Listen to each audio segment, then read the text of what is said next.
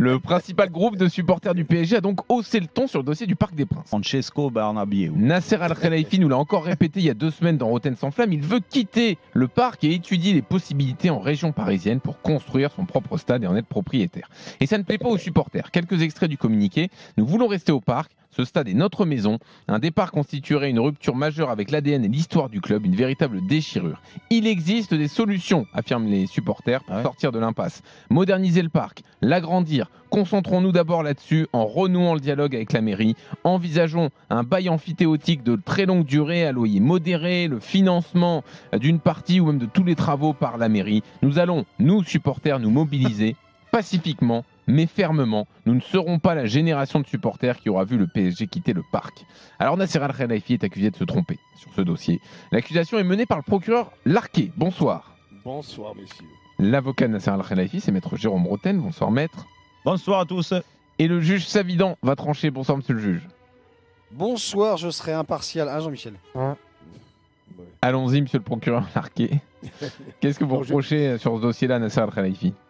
Je lui reproche d'abord de tergiverser. Et quand on veut faire quelque chose, en général, on est discret. Or là, on ne peut pas dire qu'on fasse ça dans la discrétion. Donc, je ne crois pas un seul instant que ces choses-là arriveront et je ne le souhaite pas. Le Parc des Princes, c'est le berceau du Paris Saint-Germain.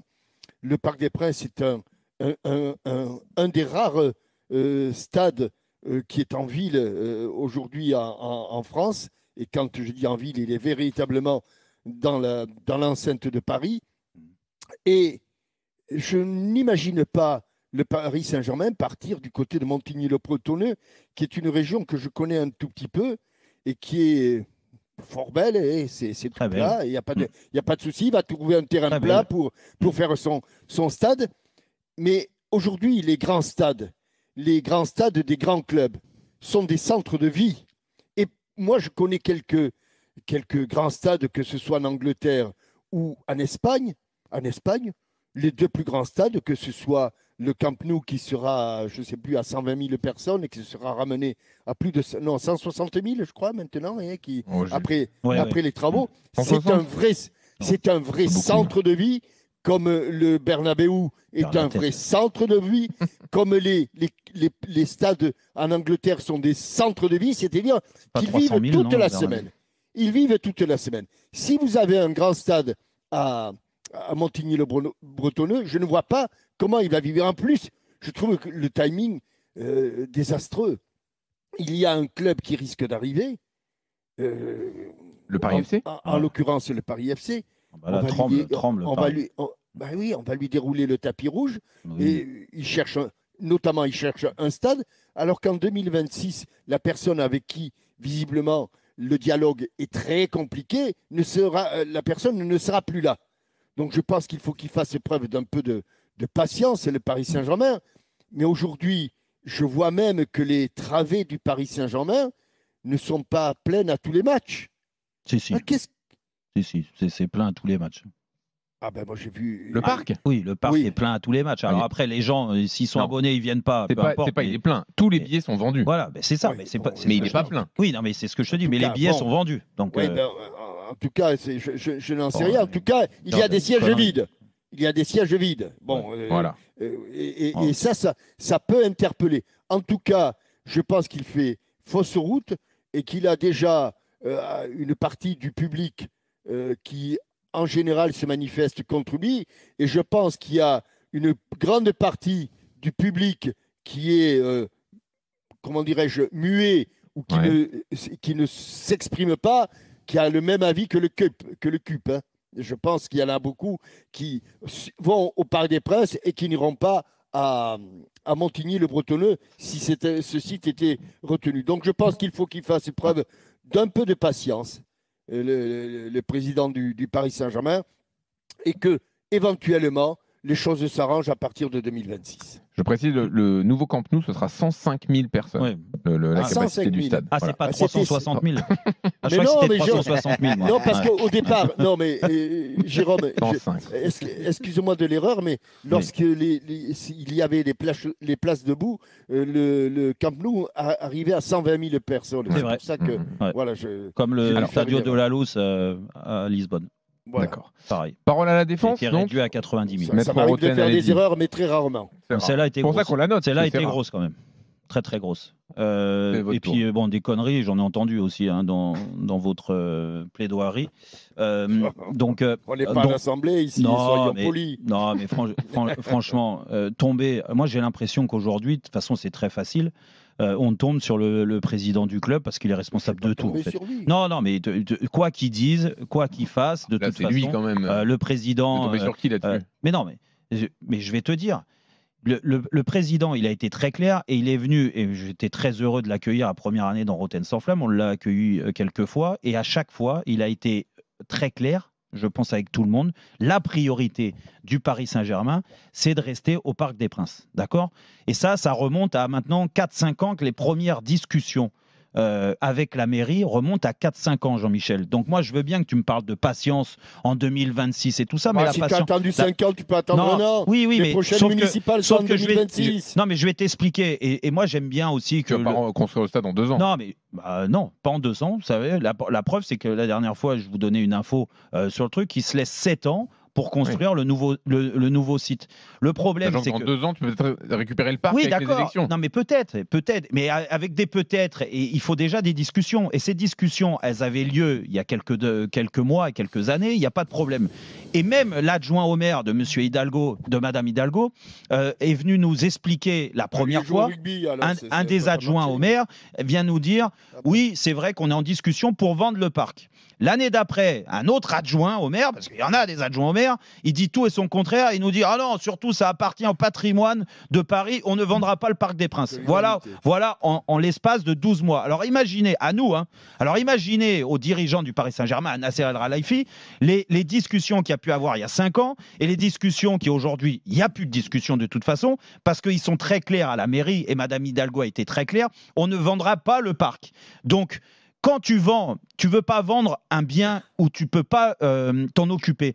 Parce que c'est ça la vraie question. Parce que moi, le CUP, je veux bien qu'il fasse des beaux communiqués et qu'il nous explique que la mairie doit payer les rénovations, doit payer les travaux pour agrandir et tout ça. Mais la mairie a jamais été capable de mettre 1 centime dans le Parc des Princes pour rénover, ne serait-ce qu'un vestiaire. Et ça, c'était à mon époque, donc je sais de quoi je parle. Et pourtant, moi, vous me parlez, je suis parisien, 100%, j'ai grandi à côté du parc. J'ai grandi dans les tribunes du Parc et j'ai eu la chance de jouer dans ce Parc des Princes. Pour moi, le Paris Saint-Germain, c'est le Parc des Princes. On est OK. Sauf qu'aujourd'hui, tu es bloqué sur plein de choses. Déjà, la première chose, c'est que le Qatar, ils ont sauvé le Parc des Princes il y a 10 ans ou plus de 10 ans. Il ne faut pas l'oublier. Les travaux de rénovation pour améliorer l'enceinte, pour améliorer l'accès, pour améliorer les loges qui ont été bénéfiques pour le marketing, pour l'image du club, ça c'est sûr. On est tous unanimes. Jean-Louis, tu y vas souvent au Parc des Princes. Je sais que tu es abonné. Pas dans les loges. Donc, non, mais tu es abonné. Aujourd'hui, l'accès et les conditions sont quand même bien meilleures qu'il y a quelques années. Ça, c'est la réalité. Ils ont mis, Jean-Michel, pour te dire, 100 millions d'euros. Entre 80 et 100 millions d'euros. Attends, je n'ai pas dit. Non, mais laisse-moi finir. Ils ont fait entre 80 et 100 millions d'euros dans ces travaux-là. Ils n'ont rien demandé à la mairie. Et pourtant, ils sont juste sur le bail. Ils louent le Parc des Princes. Donc, quand même. oui, et la mairie n'allait pas dire non. Ils ont créé une enceinte qui aujourd'hui ressemble un peu plus à quelque chose, à un vrai stade de football. Et c'est agréable d'y aller. Ça, c'est la réalité. Donc, c'était très content, la mairie. Le problème, c'est que le stade, il vieillit, Jean-Michel. Il a plus de 50 ans, le Parc des Princes. Et je l'ai dit il y a quelques mois aussi, mais là je vais le redire, comme ça les gens vont écouter. Et c'est pas une question de défendre le président du Paris Saint-Germain, c'est que ce stade-là, qui a plus de 50 ans, aujourd'hui, le toit commence à s'affaisser. D'accord ? Donc c'est comme ça parce qu'il est tenu par des fils de fer. Il s'affaisse. Tu seras obligé dans tous les cas, sans parler d'agrandissement ou quoi que ce soit, de casser la toiture pour refaire cette toiture parce qu'elle menace de s'écrouler. Dans quelques mois, ça va être le cas. Tu sais combien ça vaut les travaux, juste de ça ? c'est pareil, c'est 100 millions d'euros. Et ça, c'est Jean-Claude Blanc qui m'avait dit ça, parce qu'avant qu'il parte du Paris Saint-Germain, il était sur ce dossier-là. Donc, t'imagines que s'il ne trouve pas un accord avec le PSG et que le PSG, en effet, dit nous, on veut l'acheter, vous voulez plus le vendre pour X raisons et tout ça, patrimoine et tout ça, mais patrimoine de Paris pour les gens de la mairie qui sont même pas des Parisiens, donc c'est pour ça que ça me fait rire, qui sont nés tous en province entre Madame Hidalgo et ses adjoints, ils sont en train de nous expliquer que le patrimoine de Paris, c'est le Parc des Princes. Le Parc des Princes. Mais le Parc des Princes, c'est le patrimoine de Paris parce que le PSG joue au Parc des Princes. Et donc toi, Jean-Michel, tu es en train de me dire que Nasser, il se trompe de combat, alors qu'ils sont prêts à mettre des millions pour acheter ce stade, des millions, hein. On ne parle pas de 30 millions, hein. On parle entre 100 et 200 millions d'offres d'achat. S'ils acceptaient, ils seraient capables de rénover le Parc des Princes, de l'agrandir pour une enveloppe à peu près de 500 millions d'euros. D'accord? Donc là, leur priorité, c'est ça. Le problème, c'est qu'il il faut vraiment conclure, Jérôme.